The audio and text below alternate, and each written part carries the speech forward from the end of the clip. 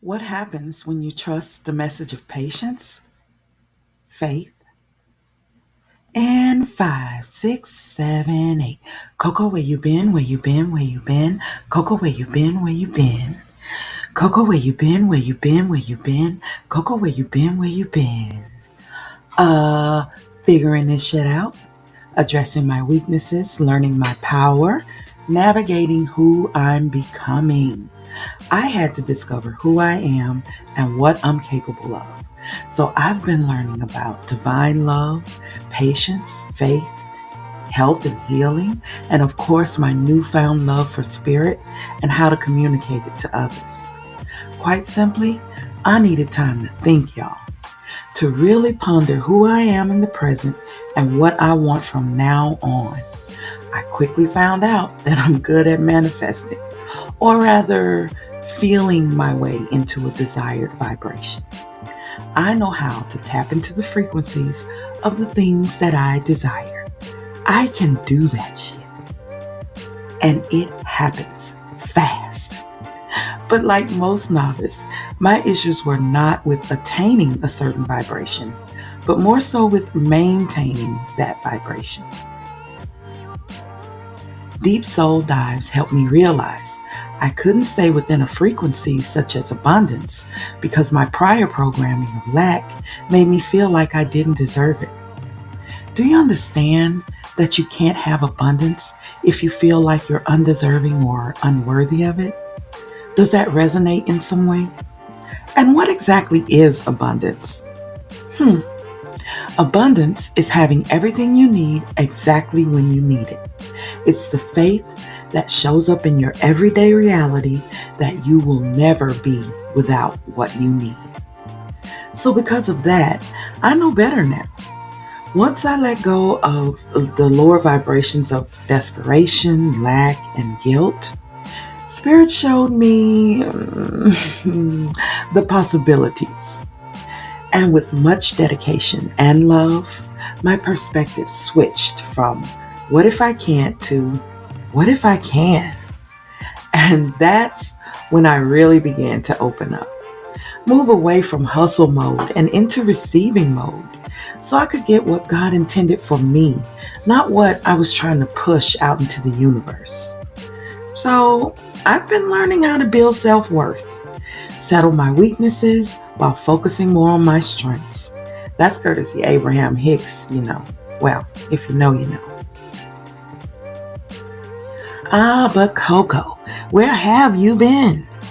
Well, I've been running this shit. That's where I've been.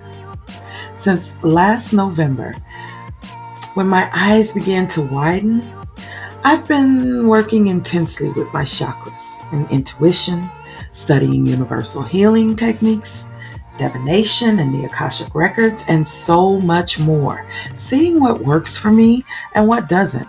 And now I'm finally ready to share some of it. So what have I learned so far? How much I love the number 3, the power of 3, blessings come in threes? I can't say for sure, but here's 3 concepts written on my soul, placed in my Akashic records, and shared right here, right now, with you and the entire universe.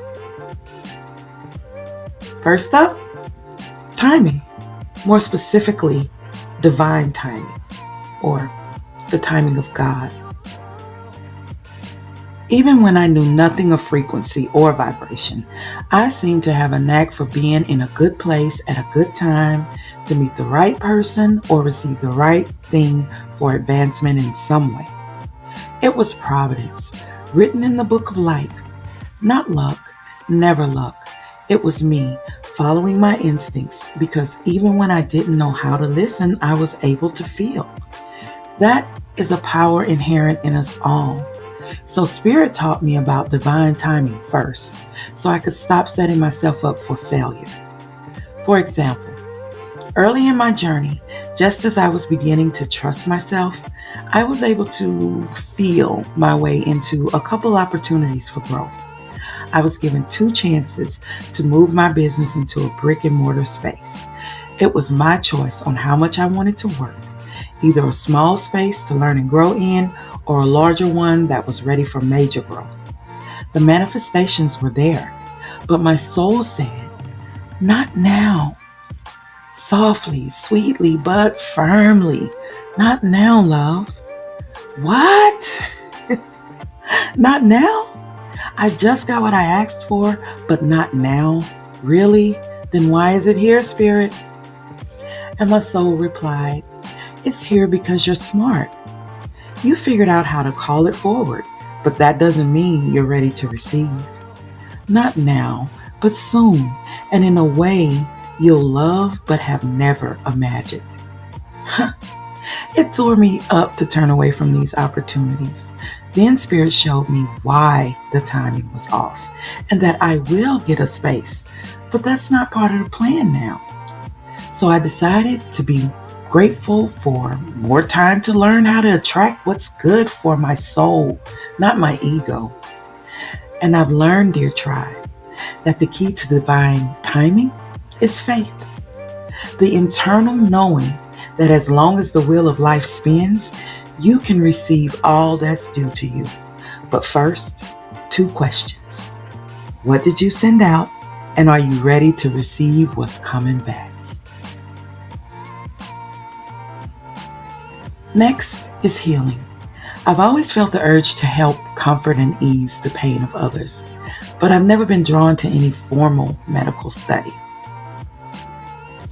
My instincts have always given me clues to the emotional status of those around me. I thought this was a weakness, but I've truly learned what empathic means and how to separate my feelings from those I'm attracted to help. When my transformation started 3 years ago, I became fully aware of spiritual healing and began to follow this path, not knowing where it would lead. The culmination of this trek so far is Reiki Master Practitioner.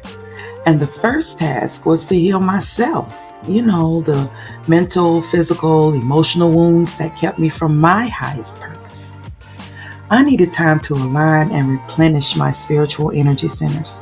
So I restricted negative energy in my aura, stopped doing readings for others, and removed myself from negative people and situations.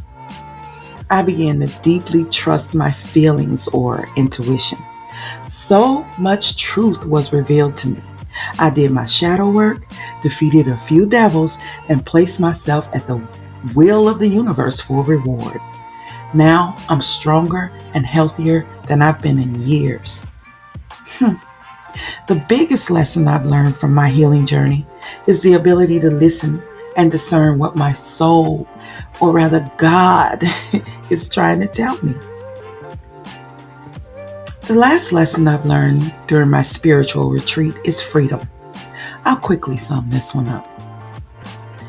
Freedom is riding your motorcycle because it's Wednesday and you need a midweek refresher that involves wind on your face. Freedom is putting up a scopanong vine on a Monday morning with your husband because you can and you have everything you need at your fingertips and plenty of time and energy to get the job done nicely. Freedom has little to do with money and more to do with the faith that you have everything you need exactly when you need it. And lastly, freedom is knowing you can decide who you are in the present and what you want to be in the future. That's what Spirit showed me about freedom. So all of this and so much more is why I'd like to share my new channel with you, the Divine Sophia Healing Garden.